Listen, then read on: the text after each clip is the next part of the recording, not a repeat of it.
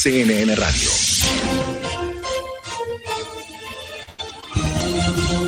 Siempre del lado de la información. Bueno, muy bien. Y vamos a seguir tocando el tema vinculado con la pandemia. Y en este caso, a partir de un artículo que leía de CEPAL y de algunos otros organismos internacionales,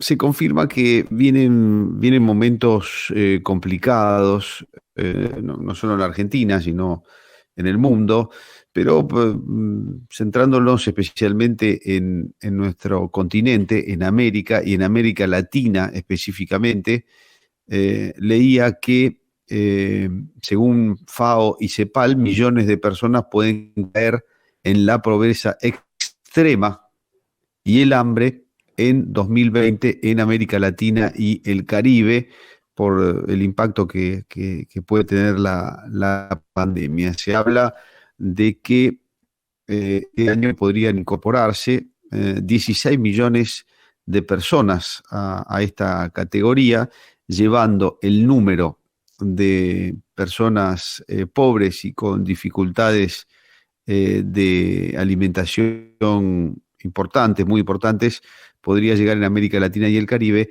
a 83 u 84 millones de personas. Estamos hablando de este mismo año, Bueno, por esto que leíamos es que hemos citado para conversar sobre el tema a Juan José Borrell, que es analista geopolítico, pero además ha sido miembro de la delegación oficial argentina ante justamente el Comité de Seguridad de la Alimentación y la Agricultura de FAO y de ONU. Probablemente nos pueda orientar un poquito más sobre esto que les estaba comentando. ¿Qué tal, Juan José? Buen día, Marcelo Fernández es mi nombre. Gracias por atendernos. Buen día, Marcelo. ¿Qué tal? ¿Cómo estás? Bien, por suerte bien. Queriendo saber un poquito más sobre esta noticia que estaba leyendo y que habla de que 16 millones de personas aproximadamente podrían incorporarse a ya más de 70 millones de personas o casi 70 millones de personas que están con dificultades en América Latina y el Caribe para alimentarse y que están en pobreza extrema. ¿Cuál es tu punto, tu opinión, tu experiencia sobre esto, Juan José? Bueno, te agradezco en principio la pregunta. Yo lo que no puedo hacer es futurología, es decir, creo que ninguno de nosotros de acá a fin de año puede establecer una cifra exacta de cuántas personas pueden caer bajo la línea de la pobreza y demás. En general, los organismos internacionales se manejan con estadísticas globales, con perspectivas a corto, mediano y muy largo plazo, y no siempre se cumplen estas estadísticas. Más en un contexto sumamente dinámico, como el que estamos viviendo, casi semana a semana, de adaptación de las distintas economías a lo que es el contexto internacional y geopolítico generado por el llamado comúnmente COVID-19, ¿no? Sí. Entonces, la realidad tendríamos que quizás verlo en distintos temas locales. No es lo mismo la política que viene sosteniendo Brasil respecto a la pandemia del coronavirus, como la que venimos teniendo nosotros con una cuarentena que ya se ha hecho más de una centena de días de restricción de movilidad y demás, donde eso tuvo una fuerte incidencia en todo el aparato económico. Es decir, creo que no podemos responsabilizar únicamente a lo que es el virus por ciertas cuestiones económicas, o en todo caso, quizás el COVID-19 viene muy bien para echarle la culpa sobre otros factores que estarían faltando dentro de nuestra economía, ¿no? Juan José, claro, porque una cosa es la pandemia y otra cosa son las medidas o las cuarentenas que cada país ha decidido adoptar por la pandemia, ¿no? Entonces, a lo mejor vos lo que estás diciendo, corregime si te estoy interpretando mal, es, ojo, porque no se puede hacer un pantallazo tan general, tan genérico y tan grande. Tal cual, es decir, sin ir más lejos, los datos que tenemos de Argentina estiman que para fin de año, es decir, datos oficiales tomados del INDEC, publicados en estos días por UNICEF, es que para fin de este 2020, digamos, la pobreza en Argentina treparía, digamos, a más de un 40%. Estamos hablando de datos oficiales. Hay agencias privadas que estiman que la pobreza es muy superior a esta estadística, de los cuales, por caso, para los chiquitos menores de 14 años, alcanzaría casi al 63% de la población argentina. Es decir, estamos diciendo que de cada 10 chicos en la Argentina, más de 6 estarían bajo la línea de la pobreza. ¿Eso qué significa? Que son hogares, son familias que no tienen las condiciones para acceder a una alimentación suficiente. Y digamos, si estamos pensando en términos como sociedad, un país no se construye con 2 de cada 3 chicos bajo la línea de la pobreza. Uh-huh. Es decir, no, claro. Es una cuestión clave. Entonces, nosotros tenemos que, en todo caso, pensar una estrategia dentro de un marco, digamos, de contexto de crisis. ¿Qué estrategia integral tendríamos que tener para dinamizar estos sectores que están tan impostergados, ¿no? Bueno, yo no sé, Juan José, cómo lo viste vos, pero en toda la primera parte de la cuarentena, a mí me dio la sensación, la impresión, y lo dije acá muchas veces, que a los niños, a los jóvenes y a los niños, no digo que se los ignoraba, pero más o menos, porque se los metió adentro, se los encerró, no podían hacer prácticamente nada, uno podía salir con el perro a dar la vuelta, pero no podía salir con su hijo hasta la esquina, y bueno, y ahí, ¿no? Me parece que fue un error grave, pero no sé cómo lo viste vos.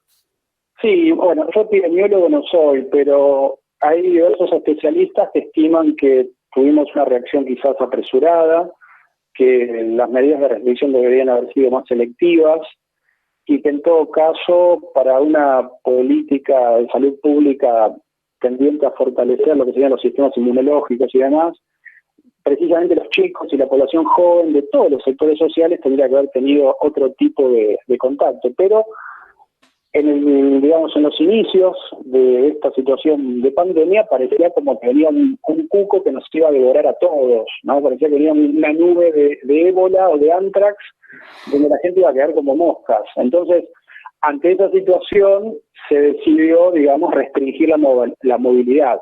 Pero bueno, eso ya se hizo algo crónico, eso es algo que quizás deberíamos rever en todo caso, ¿no? Pero sí, en un principio se tomó esa medida de toda la población, sanos, enfermos, posibles contagiados, todos adentro. Y eso tuvo un impacto también en la economía. Es decir, no es a causa en sí misma del virus o de la pandemia que se han vulnerado los sistemas económicos. Es decir, hubo un importante factor político en la decisión que en lo que llevamos desde marzo hasta acá se ha visto el efecto en el cierre de miles y miles de pymes, es decir, pequeños negocios, comercios, talleres, gente en actividades que fueron consideradas no esenciales, que quedaron sin empleo.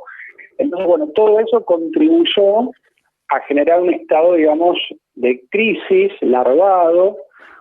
Por el lado, digamos, del Estado se dio esta doble lógica de, por un lado, seguir subsidiando a ciertos sectores más vulnerables, pero por otro lado, mantener la presión fiscal hacia los actores económicos. Entonces, parecía en sí mismo una contradicción.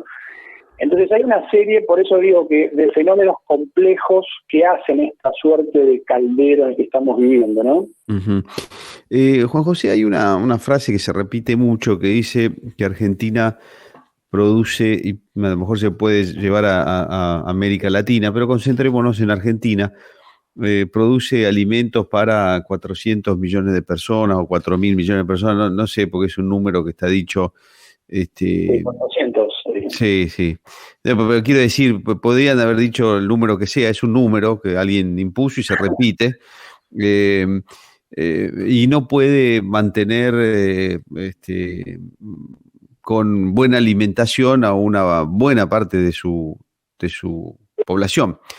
¿Cómo hay que entender esta frase y cuál es el problema? ¿Por qué sucede? ¿Por qué un país rico en generación de alimentos está pasando por esta situación de pobreza en la mitad de su población, como mínimo, por lo menos después de esto?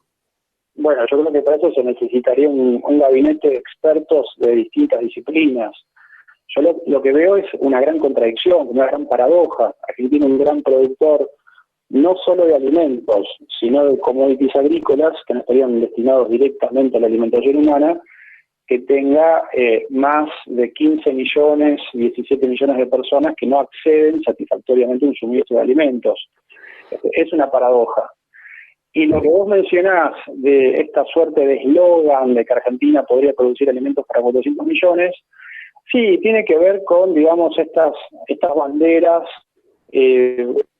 tras las cuales nos enfilamos y nos proyectamos al mundo. Pero, digamos, a mí me parece que lo que hace el sector agroindustrial, que hay que separarlo un poco de lo que es la producción de alimentos, tiene, una perspectiva y una dinámica propia, pero yo creo que Argentina es un país, a ver, todos entendemos que Argentina es un país que da para mucho más que la exportación de materias primas en bruto. En lo que hace al sector agroindustrial, agroalimentario, eso representa más del 60% de nuestras exportaciones. Y si tomamos otros bienes primarios, como pueden ser hidrocarburos y minerales, eso conforma más del 80% de las exportaciones de Argentina. Es decir, somos un país que en las últimas décadas hemos reprimarizado nuestra economía. Es decir, y un país que tiene la séptima superficie en el mundo no puede sostener una población de 45 millones de habitantes con una economía reprimarizada. Es decir, ¿por qué? Porque si no tenés este resultado, que pareciera que te sobran 20 o 25 millones de personas. Entonces entramos en el círculo vicioso del asistencialismo, que se hace perpetuo.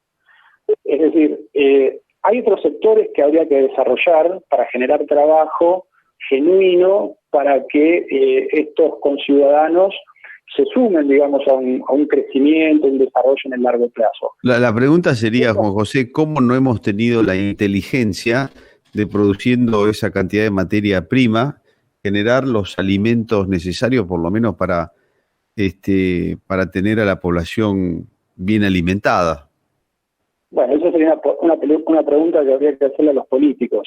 Es decir, yo no entiendo todavía por qué una familia de bajos ingresos de Argentina paga el IVA del pan y de leche, por ejemplo. Es decir, es inentendible. Pero, digamos, no soy yo quien debe responder esa pregunta. Hay múltiples factores. Sí, por supuesto, claro. Que intervienen. Pero la clave precisamente para acceder al suministro, tenemos que entenderlo, tiene que ver con el acceso. Y el acceso es económico. Es decir, depende de los ingresos que tengan estos hogares. Y el ingreso genuino tiene que ver con el trabajo genuino. Es decir, nosotros no podemos seguir sosteniendo, como ahora se anuncian estas mesas contra el hambre y demás, basadas en el asistencialismo. Es decir, no podemos tener a 20 millones de argentinos con, digamos, caridad, a base de caridad. ¿Se entiende lo que estoy planteando? Sí, claro. Tenemos que cambiar el enfoque, pensar en el enfoque, porque tampoco podemos cargar al campo y a todo el sector agroalimentario en sostener este edificio. No, claro, sí. Es decir, porque es el único factor dinámico casi que ha quedado en pie en la Argentina, entonces arrastrando una serie de vagones porque están fallando otros sectores económicos o ciertos sectores del Estado han fallado en sostenerlos. Entonces, por eso decía de pensar una estrategia integral. No alcanza con el eslogan de producir 400 alimentos para 400 millones, con lo que decía el gobierno anterior de que vamos a ser el supermercado del mundo. Argentina daría mucho más que ser un supermercado del mundo. Es decir, y la clave de eso está en la configuración de nuestro aparato productivo.